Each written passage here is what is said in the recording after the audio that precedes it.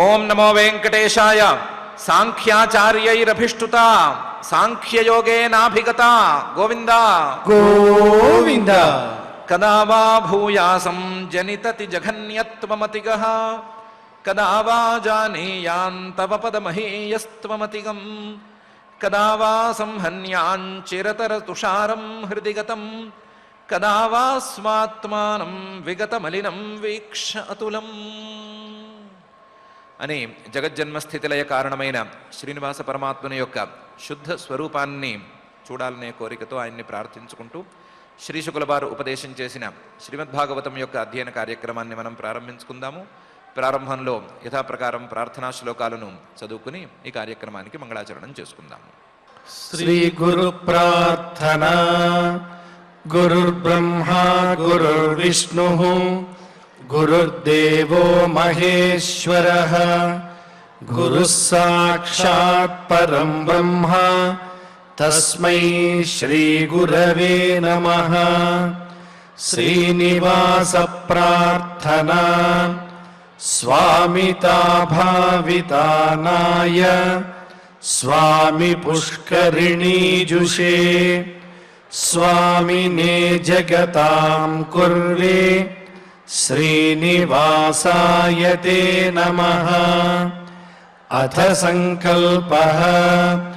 శ్రీమదాదివరాహ క్షేత్రే విరాజమానస్య నిత్యశుద్ధ బుద్ధ ముక్త స్వభావస్య లీలాగృహీత విగ్రహస్య శ్రీ పద్మావతీ జానేః అనుగ్రహేణ అస్మాకం సర్వేషాం బుద్ధిశుద్ధ్యర్థం విద్యాభివృద్ధ్యర్థం భక్తి జ్ఞాన వైరాగ్యాది తదనుకూల సర్వసంపత్ సమృద్ధ్యర్థం శ్రీ పరమేశ్వర ప్రీత్యర్థం శ్రీమద్భాగవత పాఠం కరిష్యామహే.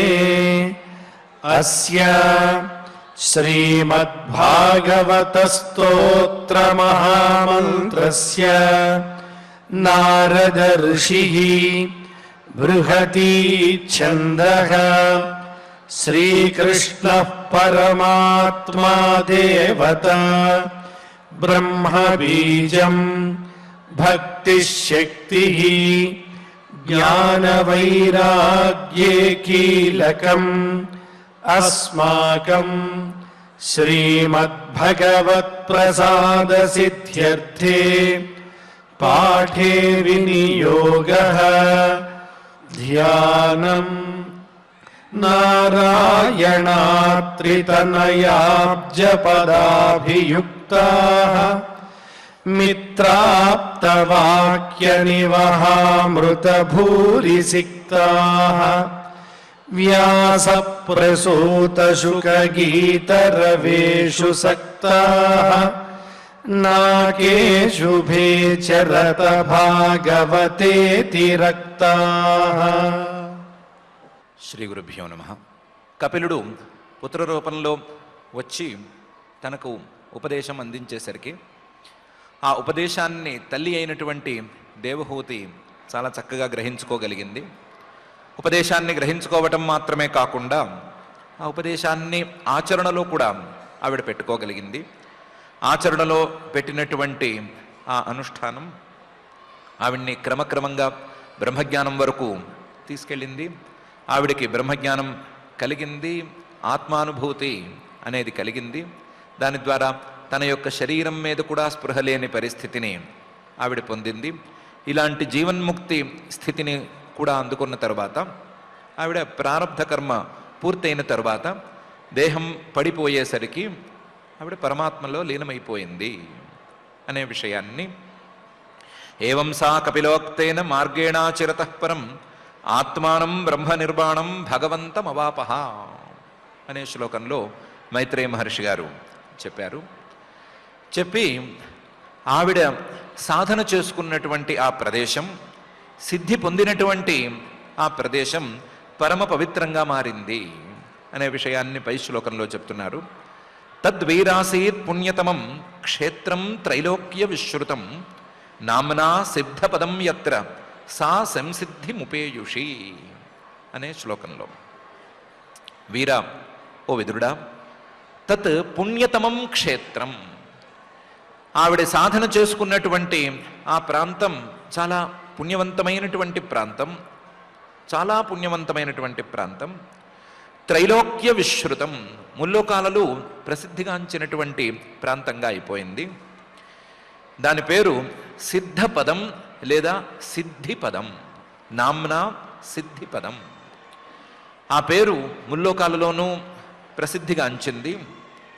ఆ ప్రసిద్ధికి మాత్రం కారణం యత్ర సా సంసిద్ధిముపేయుషి, దేవహూతి గారు తన కొడుకు చెప్పినటువంటి మార్గాన్ని అనుసరించి సాధన చేసిన సాధనకి సిద్ధిని పొందటం.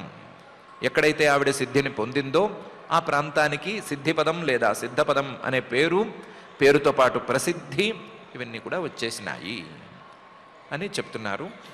తద్వీరాసీత్ పుణ్యతమం క్షేత్రం త్రైలోక్య విశ్రుతం నామ్నా సిద్ధపదం యత్ర సా సంసిద్ధిముపేయుషి అనే ఈ శ్లోకంలో.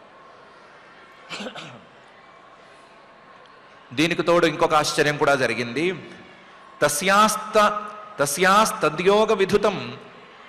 తస్యాస్తద్యోగ విధుతమార్త్యం మర్త్యమభూత్సరిత్ శ్రోతసాం ప్రవరా సౌమ్య సిద్ధిదా సిద్ధి సేవిత అనే తీరులో కూడా జరిగింది అని చెప్తున్నారు.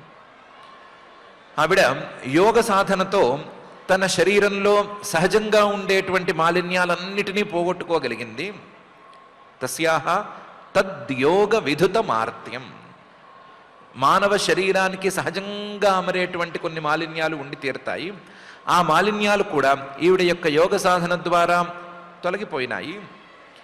అలాంటి ఆవిడ యొక్క శరీరం మర్త్యం, మరణాన్ని అందుకుని తీరవలసినటువంటి ఆవిడ యొక్క శరీరం యోగ విధుత మర్త్యం.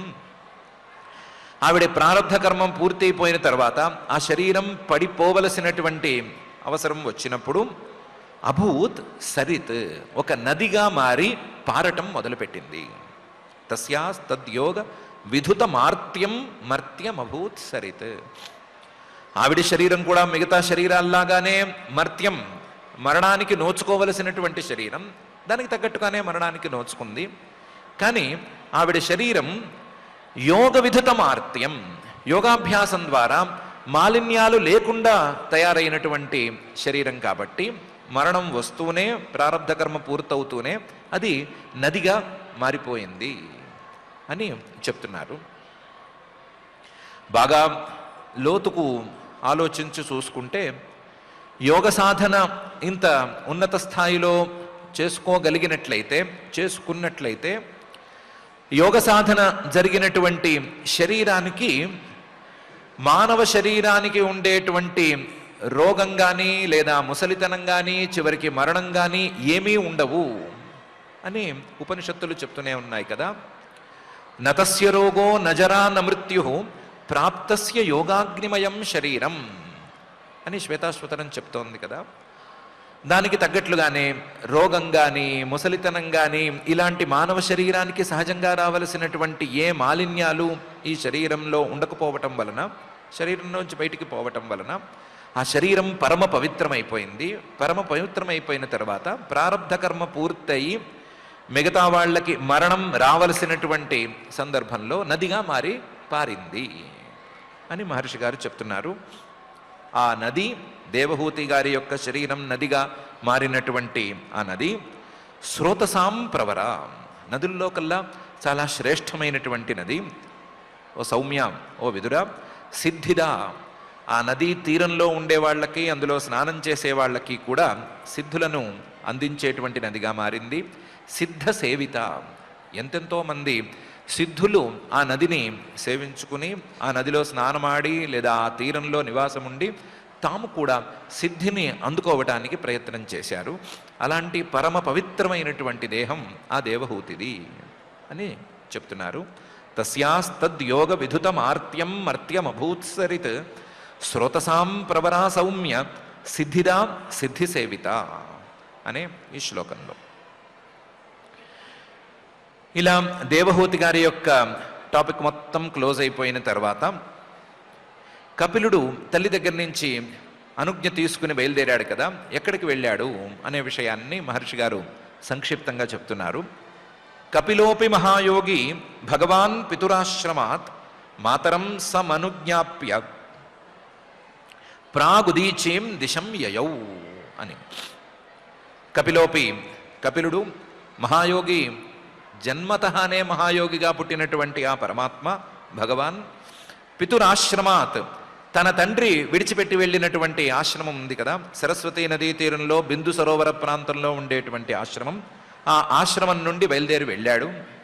వెళ్ళేటప్పుడు మాతరం సమనుజ్ఞాప్య, తల్లి యొక్క అనుజ్ఞను వేడాడు. తల్లి అనుజ్ఞ ఇచ్చింది కదా.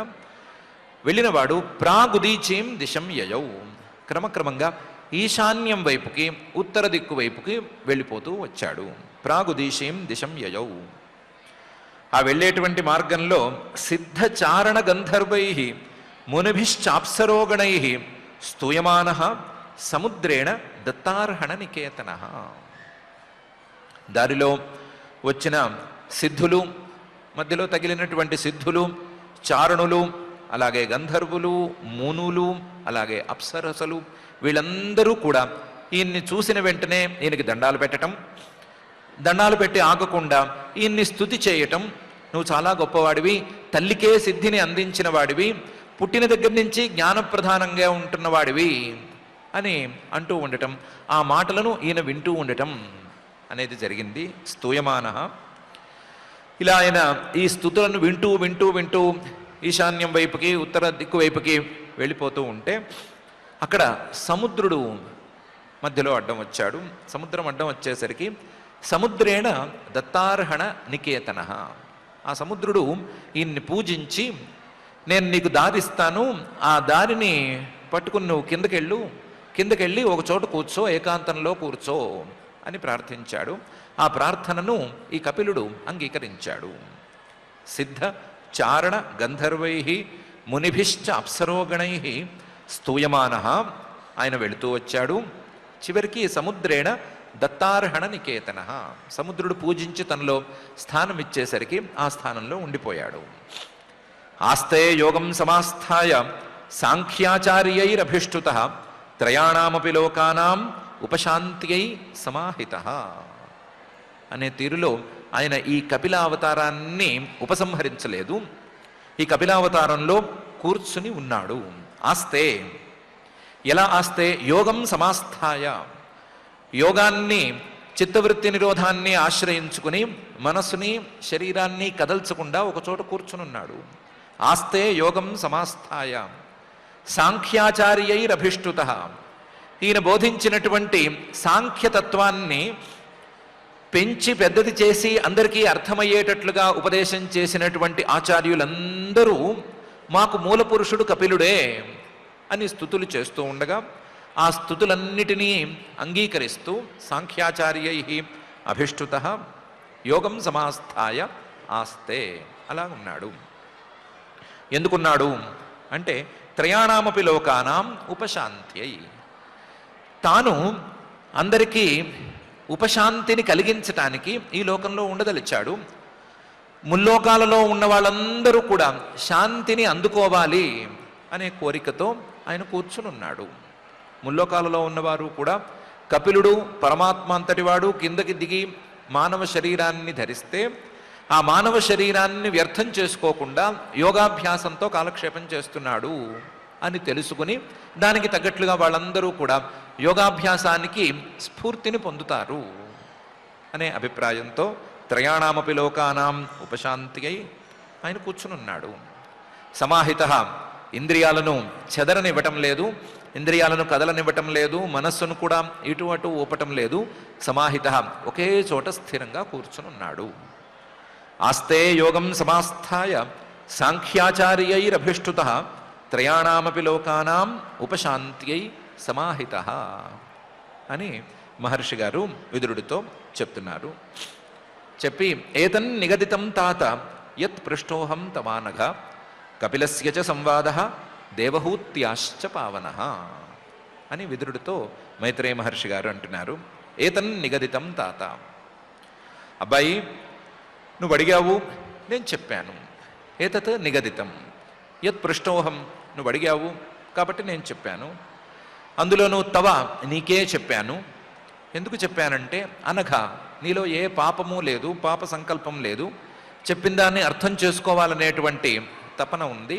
కాబట్టి నీకు నేను ఉపదేశం చేశాను. ఏం ఉపదేశం చేశాను? కపిలస్య చ సంవాదః దేవహూత్యాశ్చ. కపిలుడు దేవహూతి, కొడుకు తల్లి, అందులోనూ కొడుకు తల్లికి ఉపదేశం చేయటం. వీళ్ళిద్దరి మధ్య జరిగినటువంటి సంభాషణ, కొడుకు తల్లికి ఉపదేశం చేయటం అనేటువంటి వ్యవహారాన్ని, వృత్తాంతాన్ని నేను నీకు చెప్పాను. పావనః, పరమ పవిత్రమైనటువంటి ఈ ఉపదేశాన్ని నేను నీకు అందించాను అని మైత్రేయ మహర్షి గారు విదురుడితో అంటున్నారు. ఏతన్ నిగదితం తాత యత్పృష్టోహం తవానఘ కపిలస్య చ సంవాదః దేవహూత్యాశ్చ పావనః అనే ఈ శ్లోకంలో. ఇలా చెప్పి ఈ అధ్యాయాన్ని అలాగే ఈ స్కంధాన్ని ఉపసంహారం చేయటం కోసం ఇదమనుశృణోతి యోభిధత్తే కపిలమునేర్ మతమాత్మయోగ గుహ్యం భగవతి కృతధీ సుపర్ణకేతౌ ఉపలభతే భగవత్ పదారవిందం అని చివరి శ్లోకాన్ని, ఉపసంహార శ్లోకాన్ని చెప్తున్నారు.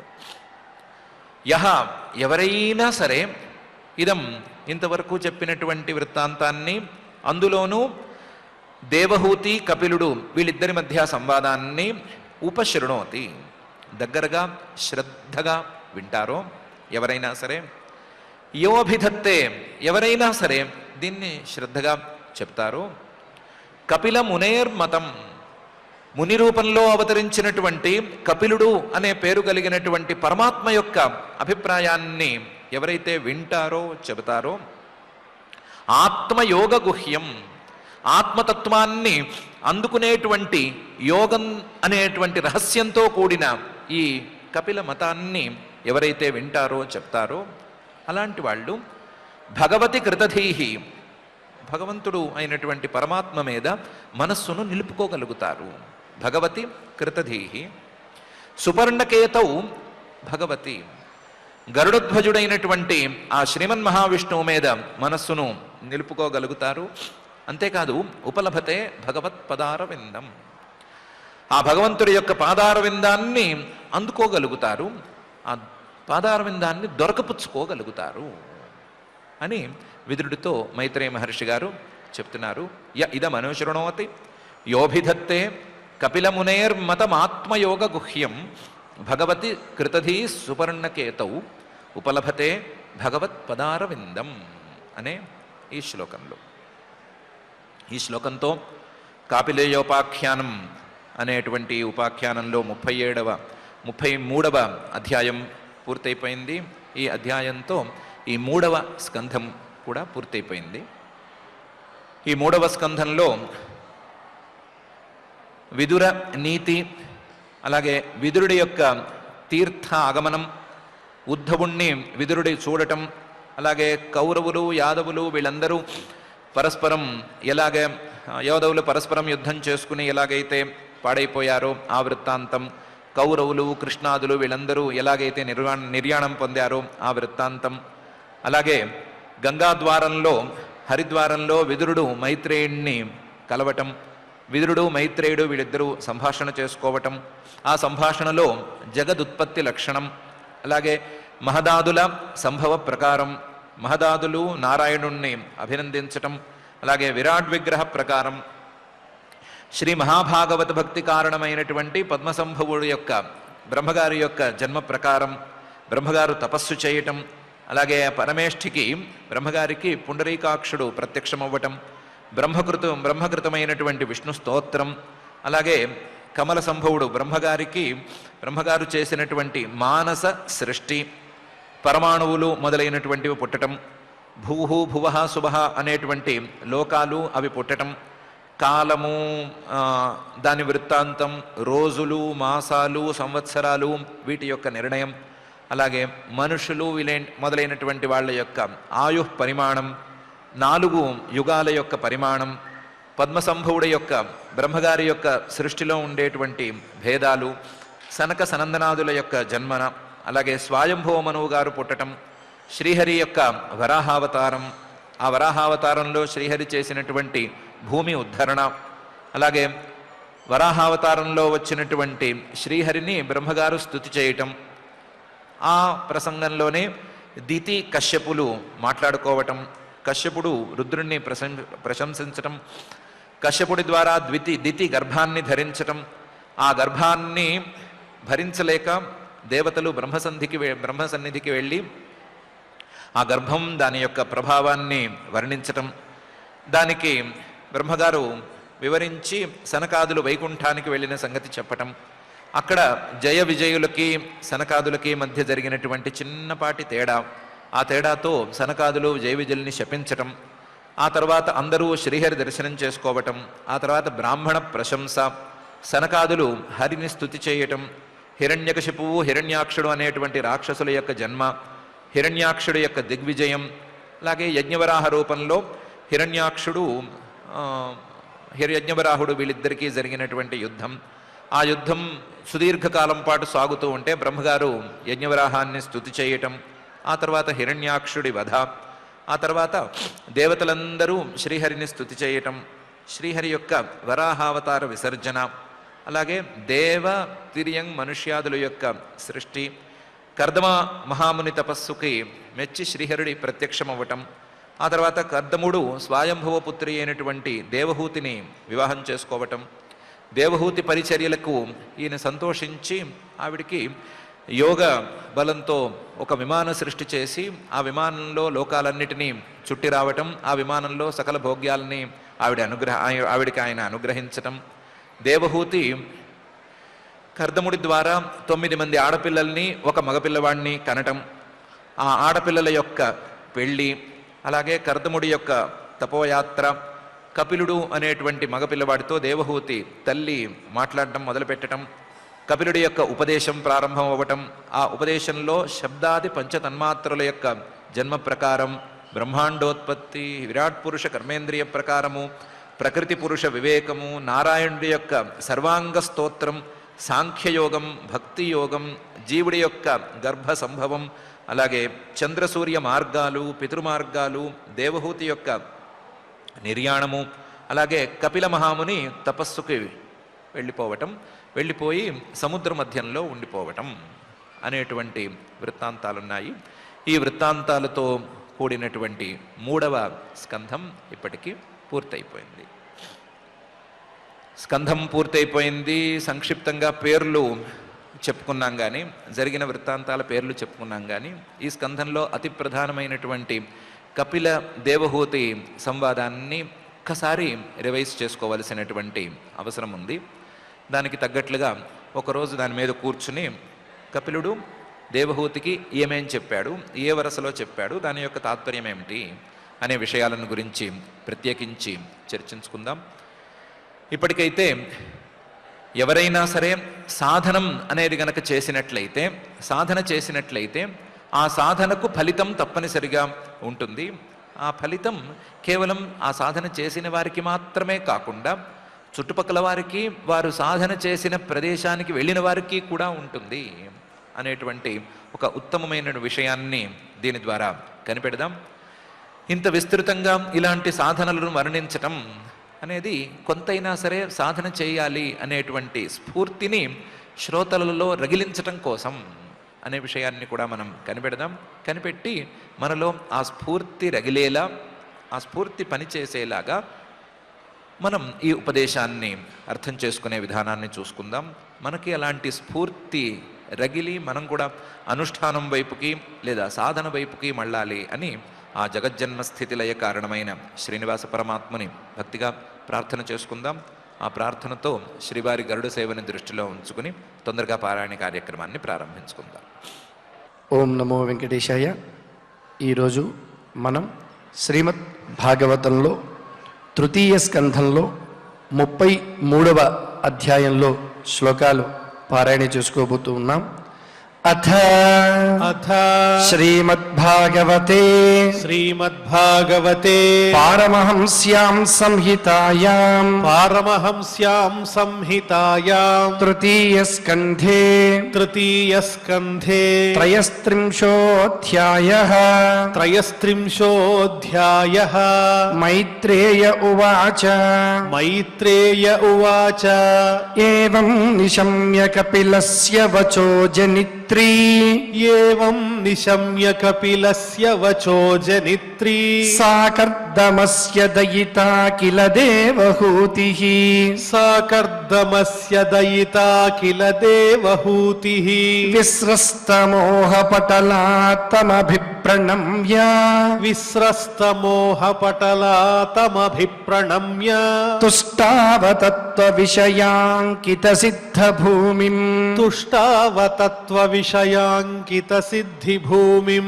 దేవహూతిర్వాచ దేవహూతిరువాచ అథాప్యజోంతః సలిలేశయానం అథాప్యజోంతః సలిలేశయానం భూతేంద్రియార్థాత్మమయం వపుస్తే భూతేంద్రియార్థాత్మమయం వపుస్తే గుణప్రవాహం సదశేష బీజం గుణప్రవాహం సదశేష బీజం దధ్యౌ స్వయం యజ్జఠరాబ్జజాతః దధ్యౌ స్వయం యజ్జఠరాబ్జజాతః స ఏవ విశ్వస్య భవాన్ విధత్తే స ఏవ విశ్వస్య భవాన్ విధత్తే గుణప్రవాహేణ విభక్త వీర్యః గుణప్రవాహేణ విభక్త వీర్యః సర్గాద్యనీహో వితథాభిసంధిః సర్గాద్యనీహో వితథాభిసంధిః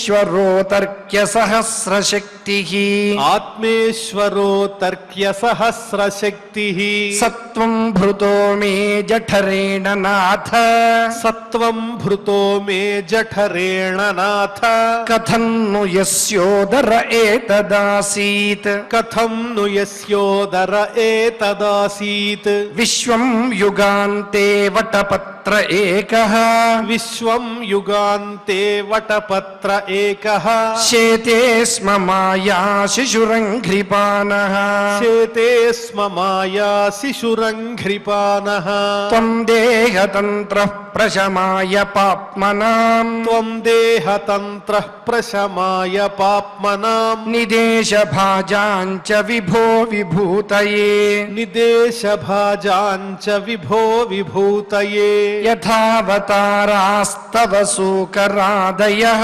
యథావతారాస్తవ సూకరాదయః తథాయమప్యాత్మపథోపలబ్ధయే తథాయమప్యాత్మపథోపలబ్ధయే యన్నామధేయశ్రవణానుకీర్తనాత్ యన్నామధేయశ్రవణానుకీర్తనాత్ యత్ప్రహ్యణాద్యత్స్మరణాదపి క్వచిత్ యత్ప్రహ్వణాద్యత్స్మరణాదపి క్వచిత్ యత్ప్రహ్వణాద్యత్స్మరణాదపి క్వచిత్ యత్ప్రహ్వణాద్యత్స్మరణాదపి క్వచిత్ శ్వాదోపి సద్యః సవనాయ కల్పతే శ్వాదోపి సద్యః సవనాయ కల్పతే కుతః పునస్తే భగవాన్ను దర్శనాత్ కుతః పునస్తే భగవాన్ను దర్శనాత్ అహో బతశ్వపచతో గరీయాన్ అహో బత శ్వపచోతో గరీయాన్ అహో బత శ్వపచోతో గరీయాన్ అహో బత శ్వపచోతో గరీయాన్ యజ్జిహ్వాగ్రే వర్తతే నామ తుభ్యం యజ్జిహ్వాగ్రే వర్తతే నామ తుభ్యం తే పుస్తపస్తే జుహువు సస్నురార్యాః తే పుస్తపస్తే జుహువు సస్నురార్యాః బ్రహ్మాణోచుర్నామ గృణంతి ఏతే బ్రహ్మాణోచుర్నామ గృణంతి ఏతే తం త్వామహం బ్రహ్మ పరం పుమాంసం తం త్వామహం బ్రహ్మ పరం పుమాంసం ప్రత్యక్స్రోతస్యాత్మని సంవిభావ్యం ప్రత్యక్స్రోతస్యాత్మని సంవిభావ్యం స్వతేజసా ధ్వస్త గుణ ప్రవాహం స్వతేజసాధ్వస్త గుణ ప్రవాహం వందే విష్ణుం కపిలం వేదగర్భం వందే విష్ణుం కపిలం వేదగర్భం మైత్రేయ ఉవాచ మైత్రేయ ఉవాచ ఈడితో భగవానేవం ఈడితో భగవానేవం కపిలాఖ్యః పరః పుమాన్ కపిలాఖ్యః పరః పుమాన్ వాచా విక్లవయేత్యాహ వాచా విక్లవయేత్యాహ మాతరం మాతృవత్సలః మాతరం మాతృవత్సలః కపిల ఉవాచ కపిల ఉవాచ మార్గేణానేన మాతస్తే మార్గేణానేన మాతస్తే సుసేవ్యేనోదితేన మే సుసేవ్యేనోదితేన మే ఆస్థితేన పరాం కాష్ఠాం ఆస్థితేన పరాం కాష్ఠాం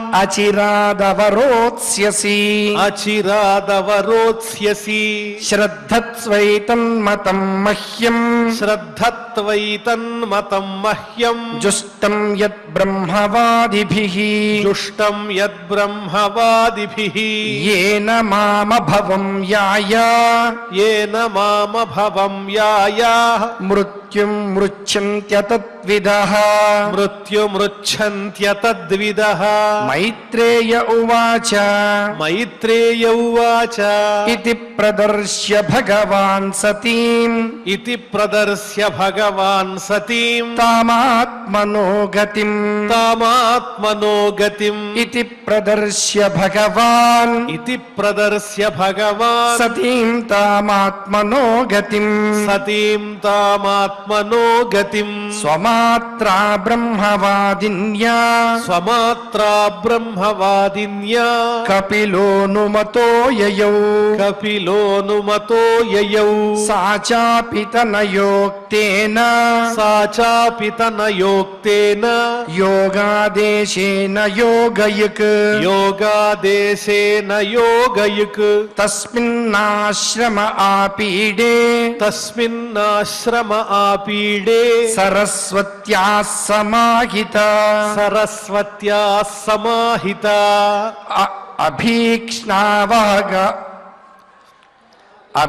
అభీక్ష్ణావగాహ కపిశాన్ అభీక్ష్ణావగాహ కపిశాన్ జటిలాన్ కుటిలాలకాన్ జటిలాన్ కుటిలాలకాన్ ఆత్మానం చోగ్రతపసా ఆత్మానం చోగ్రతపసా బిభ్రతి చీరిణం కృశం బిభ్రతి చీరిణం కృశం ప్రజాపతే కర్దమస్య ప్రజాపతే కర్దమస్య తపోయోగ విజృంభితం తపోయోగ విజృంభితం స్వగార్హస్థ్యమనౌపమ్యం స్వగార్హస్థ్యమనౌపమ్యం ప్రార్థ్యం వైమానికైరపి ప్రార్థ్యం వైమానికైరపి పయఃఫేన నిభాష్యయ్యా పయఃఫేన నిభాశయ్యాః దాంతా రుక్మ పరిచ్ఛదాః దాంతా రుక్మ పరిచ్ఛదాః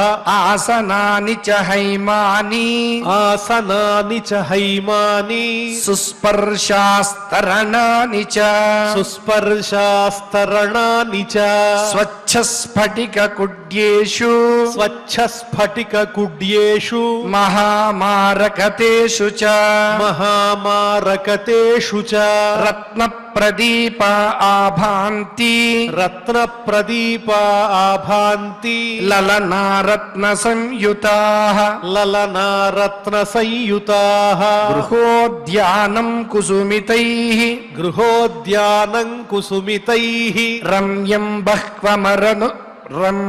బహ్వమరద్రుమైః రమ్యం బహ్వమరద్రుమైః కూజద్విహంగమిథునం కూజద్విహంగమిథునం గాయన్మత్త గాయన్మత్తమధువ్రతం గాయన్మత్తమధువ్రతం యత్ర ప్రవిష్టమాత్మానం యత్ర ప్రవిష్టమాత్మానం విబుధానుచరా జగుః విబుధానుచరా జగుః వాప్యాముత్పలగంధిన్యాం వాప్యాముత్పలగంధిన్యాం కర్దమేనోపలాలితం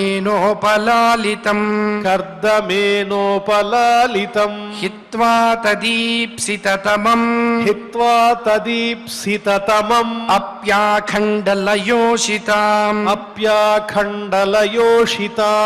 కించిచ్చకారవదనం కించిచ్చకారవదనం పుత్ర విశ్లేషణాతురా పుత్ర విశ్లేషణాతురా వనం ప్రవ్రజితే పత్యౌ వనం ప్రవ్రజితే పత్యౌ అపత్య విరహాతురా అపత్య విరహాతురా జ్ఞాతతత్వాప్యభూన్నష్టే జ్ఞాతతత్వాప్యభూన్నష్టే వత్సే గౌరివ వత్సల వత్సే గౌరివ వత్సల తమేవ ధ్యాయతి దేవం తమేవ ధ్యాయతి దేవం అపత్యం కపిలం హరిం అపత్యం కపిలం హరిం బభూవాచిరతో వత్స బభూవాచిరతో వత్స నిస్పృహా తాదృశే గృహే నిస్పృహా తాదృశే గృహే ధ్యాయతి భగవద్రూపం ధ్యాయతి భగవద్రూపం యదాహ ధ్యానగోచరం యదాహ ధ్యానగోచరం సుతః ప్రసన్నవదనం సుతః ప్రసన్నవదనం సమస్తవ్యస్తచింతయా సమస్తవ్యస్తచింతయా భక్తి ప్రవాహయోగేన భక్తి ప్రవాహయోగేన వైరాగ్యేణ బలీయసా వైరాగ్యేణ బలీయసా యుక్తానుష్ఠానజాతేన యుక్తానుష్ఠానజాతేన జ్ఞానేన బ్రహ్మహేతునా జ్ఞానేన బ్రహ్మహేతునా విశుద్ధేన తదాత్మానం విశుద్ధేన తదాత్మానం ఆత్మనా విశ్వతో ముఖం ఆత్మనా విశ్వతో ముఖం స్వానుభూత్యాతిరోభూత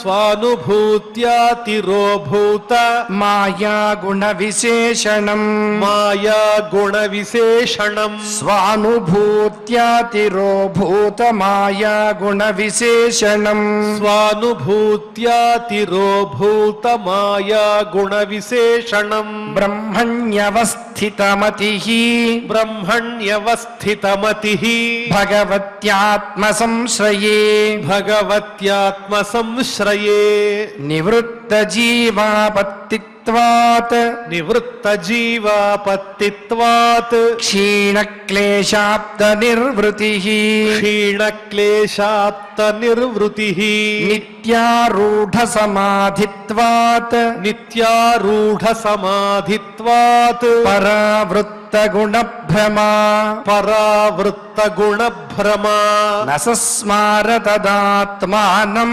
నసస్మార తదాత్మానం స్వప్నే దృష్టమివోత్థితః స్వప్నే దృష్టమివోత్థితః తద్దేహ పరతః పోషో తద్దేహ పరతః పోషో అప్యకృశశ్చదాధ్య సంభవాత్ అప్యకృశశ్చాధ్య సంభవాత్ అప్యకృశశ్చాధ్య సంభవాత్ అప్యకృశశ్చాధ్య సంభవాత్ తద్దేహ పరతః పోషోప్యకృశశ్చాధ్య సంభవాత్ తద్దేహ పరతః పోషోప్యకృశశ్చాధ్య సంభవాత్ బభౌ మలైరవచ్ఛన్నః బభౌ మలైరవచ్ఛన్నః సధూమ ఇవ పావకః సధూమ ఇవ పావకః స్వాంగం తపోయోగమయం స్వాంగం తపోయోగమయం ముక్త ముక్తకేశం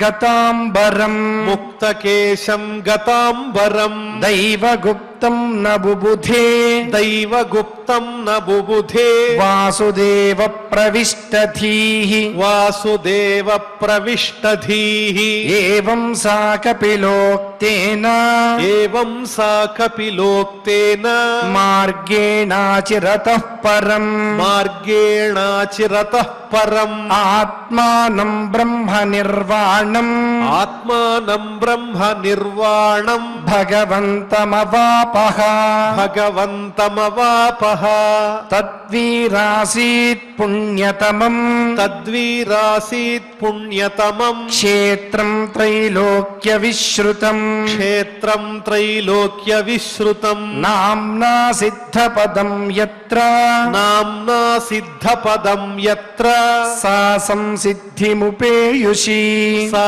సంసిద్ధిముపేయుషి తస్యాస్తద్యోగ విధుమార్త్యం తస్యాస్తద్యోగ విధుతమార్త్యం మర్త్యమభూత్సరిత్ మర్త్యమభూత్సరిత్ శ్రోతసాం ప్రవరా సౌమ్య శ్రోతసాం ప్రవరా సౌమ్య సిద్ధిదా సిద్ధసేవిత సిద్ధిదా సిద్ధసేవిత కపిలోపి మహాయోగి కపిలోపి మహాయోగి భగవాన్ పితురాశ్రమాత్ భగవాన్ పితురాశ్రమాత్ మాతరం సమనుజ్ఞాప్య మాతరం సమనుజ్ఞాప్య ప్రాగుదీచీం దిశం యయౌ ప్రాగుదీచీం దిశయ్యయౌ సిద్ధచారణ గంధర్వైః సిద్ధచారణ గంధర్వైః మునిభిశ్చాప్సరో గణైః మునిభిశ్చాప్సరో గణైః స్తూయమానః సముద్రేణ స్తూయమానః సముద్రేణ దత్తార్హణ నికేతనః దత్తార్హణ నికేతనః ఆస్తే యోగం సమాస్థాయ ఆస్తే యోగం సమాస్థాయ సాంఖ్యాచార్యైరభిష్టుతః సాంఖ్యాచార్యైరభిష్టుతః త్రయాణామపి లోకానాం త్రయాణామపి లోకానాం ఉపశాంత్యై సమాహితః ఉపశాంత్యై సమాహితః ఏతన్నిగదితం తాత ఏతన్నిగదితం తాత యత్పృష్టోహం తవానఘ యత్పృష్టోహం తవానఘ కపిలస్య చ సంవాదో కపిలస్య చ సంవాదో దేవహూత్యాశ్చ పావనః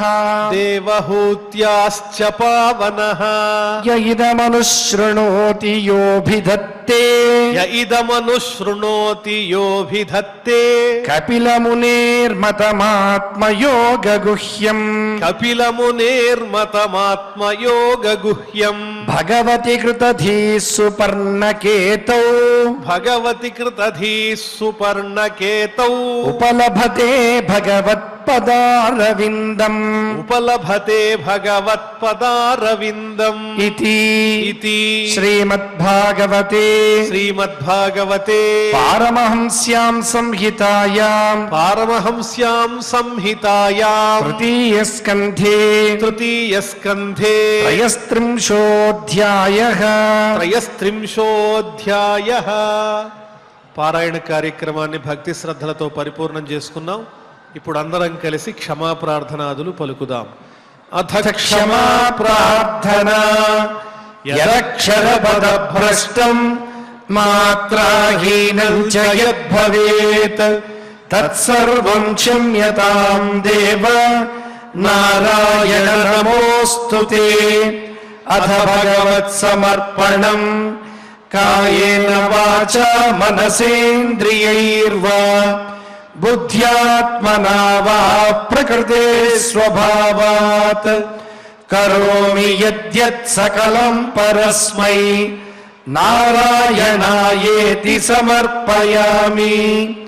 అథ లోకక్షేమ ప్రార్థనా సర్వే భవంతు సుఖినః సర్వే సంతు నిరామయాః సర్వే భద్రాణి పశ్యంతు మా కశ్చిద్ దుఃఖభాగ్ భవేత్. అథ మంగళం శ్రియః కాంతాయ కళ్యాణ నిధయే నిధయేర్థినాం శ్రీవేంకట నివాసాయ శ్రీనివాసాయ మంగళం.